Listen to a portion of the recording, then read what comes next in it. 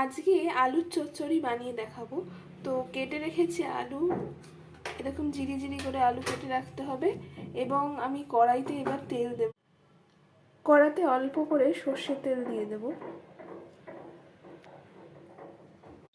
কড়াইতে তেল দিয়ে দিয়েছি এবং এখন একটু তেলটা গরম হতে দেব। গরম হয়ে গেলেই আমরা একটু করে পাঁচফোড়ন দিয়ে দেব। তেল গরম হয়ে গেছে, আমি একটু পাঁচফোড়ন দিয়ে দিচ্ছি। বুঝতেই পারছেন তেল ফুটে গেছে এবং পাঁচফোড়ন দিয়ে দিয়েছি। পাঁচফোড়নও ফুটে গেছে, তাই অল্প অল্প করে আলুগুলো ছেড়ে দিচ্ছি, যেগুলোকে আমি আগে কেটে রেখেছিলাম।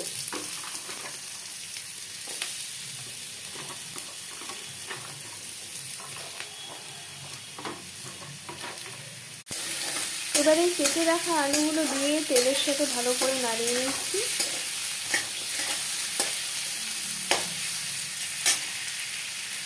গ্যাসের ফ্লেমটাকে আমি একটু বাড়িয়ে দিলাম। এবার এতে একটু কাঁচা লঙ্কা চিড়ে আমি অ্যাড করে দেব। একটু ফাটিয়ে রেখেছিলাম যে কাঁচা লঙ্কাটা, ওটা অ্যাড করে দিলাম। আমরা তো ঝাল কমই খাই, তাই জন্য একটাই দিয়েছি। যারা ঝাল ভালোবাসেন খেতে, তারা অবশ্যই বেশি করে লঙ্কা দিতে পারে। এবার আমি অল্প একটু হলুদ অ্যাড করে দিচ্ছি।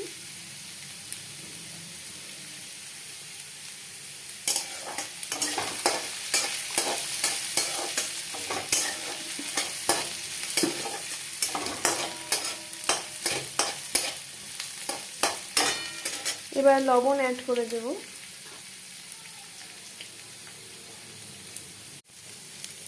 টেস্ট মেকার হিসেবে একটু টেস্টের জন্য ম্যাগি মশলা দিয়ে দিলাম অল্প করে। দিয়ে নাড়িয়ে দিয়ে অল্প করে জল দিয়ে আমি ঢাকা দিয়ে রেখে দেবো সেদ্ধ হওয়ার জন্য।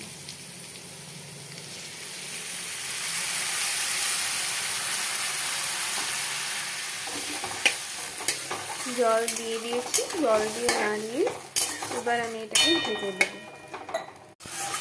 আলু চচ্চড়ি আমাদের রেডি হয়ে গেছে, দেখতেই পাচ্ছি জলটা শুকিয়ে গেছে, যে জলটা দিয়েছিলাম, এবং একদম মাখো মাখো হয়ে গেছে।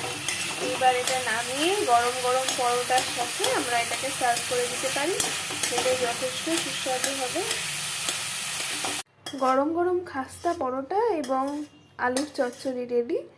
এবার এটা ভোজন করা যাক।